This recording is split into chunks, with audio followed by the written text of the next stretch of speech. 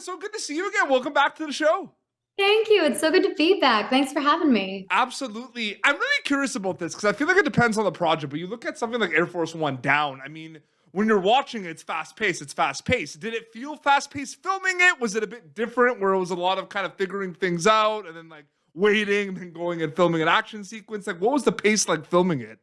Oh, it was incredibly fast paced, but that's what you get when you have a director who's as prepared as James Bamford. Honestly, I mean, I've worked with him on Arrow for years, and action is his specialty. And so I knew that jumping into a project like this that was as fight heavy and as action packed, I would be in great hands with him. And also, I was in extremely wonderful hands with the stunt team. I had an entire week to learn all the fights and to prep with them. And then when we dove in, it was 16 weeks, it was 13 hours a day, but we got it done. And I think I had about a total of, maybe 24 hours off the entire time I was there, but it was worth it. There were some scenes that felt like, from a viewer perspective, like a video game sometimes. Like some of the sequences, like following the character. Did it feel like that a little bit, like in the script, like the immersive kind of like the characters really with, like the audience is really with the character? Do you feel that a little bit with the script? Yeah, well, and that's what I loved so much about it and about Bam's approach to filming it. Because Yeah. there are different ways of shooting a fight scene, obviously. But what I loved so much about, the style of even how Arrow was filmed is we had a chance to really be inside the action and to be there with the characters. And that keeps you in the story in a character perspective as well. But, now that Bam's running the show, he was able to lean even more into that and even more into his expertise and really dive in and go there. And, we worked really hard and we had an amazing team, but we got it done through literal blood, sweat, and tears, but we did it. You did mention it was very fast paced to film this, so the answer to this question is probably not, like, no, but I'm gonna ask it anyway. I mean, are you ever conscious of the audience member watching this movie while while you're filming it, because of the fact that it's so edge of your seat and it's like, what's going on, and you want to make sure everything, like, this the day's saved and everything? Do you think about that at all? Does that happen after you wrap? I probably should, but I will say when you're in, I had 3.5 weeks to train myself to look like a Marine and refresh all of my martial arts and my firearms work and my weapons work and my knife work and all that stuff. So that was already, 4 years of sleeping knowledge that had to be reawoken. And then I had 5 days to train, and then we were into filming. So I was more thinking about not hurting myself or someone else through the and just making sure I was on point. Because especially when you're working with, a lot of it, we were using airsoft rifles, so they're very heavy, and you're in these locations that are made as safe as possible. But you're doing things that I did probably all but about 6 shots of the action in this film. And when you're in that situation as an actor working with other professionals, just out of respect for them, I want to make sure I'm as on point as possible so I can at least try and be up to their level. How does the script read, like, before you even go in and film? Like, does it just read as, like, a very heavy kind of action thriller? You know what I mean? Does it read more action? Like, I'm just curious, like, what's going through your mind that first read through of the script? Yeah, I mean, it goes by pretty quick. And, Yeah. A lot of the action you can kind of see in your mind's eye, and especially the way that it was all written down, you couldn't kind of see it. But also knowing Bam for so many years and the way that he works, I know it's going to be elevated even beyond what's written in the script. Totally. And beyond that, I remember reading it, and it had such a nice balance between the action and then the character moments that still felt grounded and still felt real, and the story still exists, and the character journey still exists even amongst all of the action, which for me was a very important piece. But when it came down to actually shooting, I remember looking at the script and going, I mean, apart from like 3 scenes, I don't really say much. I just spend the whole film punching people, which, I mean, that worked for me. Do you have to get in like a specific kind of mindset for scenes like that, or is it just all storytelling, depending on whether you're hitting someone or saying something? Well, I've found over the years that when you have a stunt coordinator who is very character based, which the McGuire brothers on Shadowhunters very much were, and our stunt choreographers and stunt coordinators on Air Force One Down were as well. When they're story minded, there's always a story within each action beat, and there's always character influence in what's driving them and why and what tactics they use. So it is all kind of one and the same in a lot of senses, and one tends to feed into the other, which is why it's so important for me to be able to do as many of my own stunts as they will allow me. They don't let me, get hit by a car or go through a wall or things like that, but everything else, all the combat is pretty much me. What were those like? What were the conversations like? Really close to filming the stunts, because there's the preliminaries talks, right? And you're introduced to everything, but what are the talks before actually really diving in, where you have some training and everything? What's the calm before the storm with the stunt work like? I'm curious about that.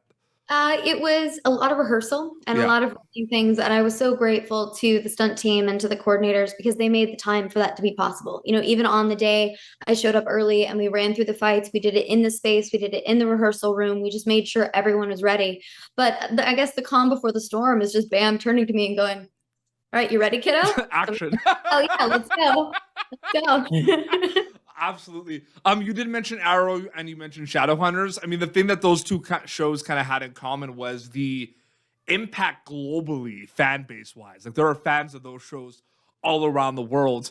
When did you kind of start realizing the global kind of impact of shows like that? Was that kind of 2-3 seasons in? Was it early on? Was it a little later on with the conventions and everything? What was that like kind of when you really kind of it sunk in? These are global fan bases. I'm not sure it's even sunk in yet. Truly, I'm constantly humbled by it and constantly surprised by it. I mean, there are certain key moments. For example, even before I was cast, they had announced an hour before I got the phone call, "Who is Clary?" on Twitter. They said they were going to announce it, and then within 5 minutes, "Who is Clary?" was trending on Twitter and every social media.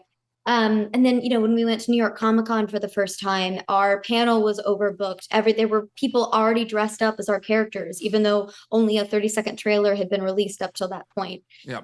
Even beyond that, even after the show was canceled, that's when we were nominated for and winning People's Choice Awards for television actor and actress and best bingeable show of the year and all of these things. And, campaigns of 25 million tweets over the course of a few months. Those moments where you have to kind of stop and go, "Oh, this story really means something to someone and to a lot of people." But beyond that, what has always been my favorite aspect of it, particularly with Shadowhunters, because that's the one that I've been involved with the longest, is they've created a community. Yep. And in a world and in a platform such as social media that can be very divisive and very negative, they've created this beautiful space of acceptance and of positivity and of love and, come as you are and we will love you because we all love this story. And I just think that in this world that we're living in is one of the most beautiful things. And I am so humbled and so grateful to be even a small tangential part of it. I remember when we did our interview for Walker Independence, there was so many Shadowhunter fan accounts, and I still sometimes, and the interview was a year ago, and there's still kind of likes from Shadowhunter fans and everything. Oh yeah, they're loyal as hell. They'll stand by you forever. Oh, it's so cool.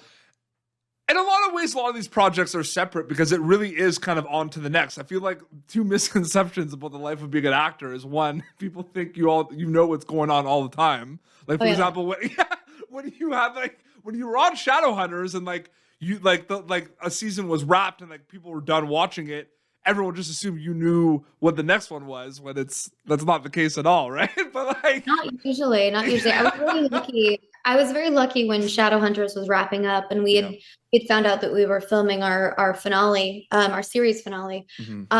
Arrow was my first audition when I was finally free to audition for television again. So, I love auditioning and I love kind of the fairy tale I create in my head of what this new project might be and what that journey might be like. And I was so motivated. I was like, "Oh man, I've missed this. I haven't been able to audition for television in years in this way." And I was so excited to go in and just be on that train again. And I went in and I did one audition and then that was it. And I was locked down again. I was like, "All right, well, I'm working." But I was really grateful to be able to jump into another job right away because it helped with kind of the mourning process of Shadowhunters, but 100%. I'm always trying to work. Well, it's that was the second thing. It's really on to the next, because my question was, are there kind of moments of journeys of other movies and shows that kind of come with you for a project like Air Force One Down, or is it very separate? Because I feel like the people are different, the stories are different, but there's going to be a little bit that comes with it, right? Yeah, I think, work always begets work. And especially in the post-COVID, strike era, there's a lot more of people looking to work with folks that they know and trust. Yep. So building on relationships that people have had for several years, and that's great. I mean, I always love making new relationships as well. But when you can be on set with people that you know and love and kind of dive in and really jump in with someone you trust, it means so much more. And it's often fun, and you skip a lot of steps of breaking the ice that you normally have to go through on a project. 100%. Does it feel like being an actor and a storyteller, is it because there's so much that goes into things before you go and film something? Like so much, because I'm a creative as well, and I brought and produced some short films and wrote some short films, and it's such a big process before going and filming that in a lot of ways it feels like two separate journeys. But does it feel kind of like one big journey with many steps, or does it sometimes feel like before shooting and after shooting like two separate journeys? It depends. It depends. I think, for me, when I'm coming in as an actor, it very much feels like one process. You land, especially for a lot of these indie films, you land and everything's kind of figured out already because they know what their limitations are and their parameters, and you just dive in and go. And you're, as someone presented it to me a long time ago, is you're the department head of your character. So that's your department, and that's the thing that everything about and are bringing to collaborate with all these other creatives. But now I've been working with my producing partner through this past year and a half, and we've been developing a lot of things, and I've been putting that producer director hat on a lot more, and I've learned quite a bit. I think there are probably 3 or 4 distinct processes that come. There's the development of the project, of putting together the script and the financing and the people and the whole team to set it up. Then there's pre-production of, once you have practical money and sets and locations and figuring out how to, okay, you have this piece of paper. Now, how do you make it real with the resources you have? And then you actually have to do the thing, and then you have to edit the thing. So it's just, each of these processes build on each other. But if there's anything I've learned, a lot of which from Bam on my experience with him and shadowing him in the past, if you're prepared, you can handle anything, because inevitably something's going to go wrong. Inevitably something will go up in smoke.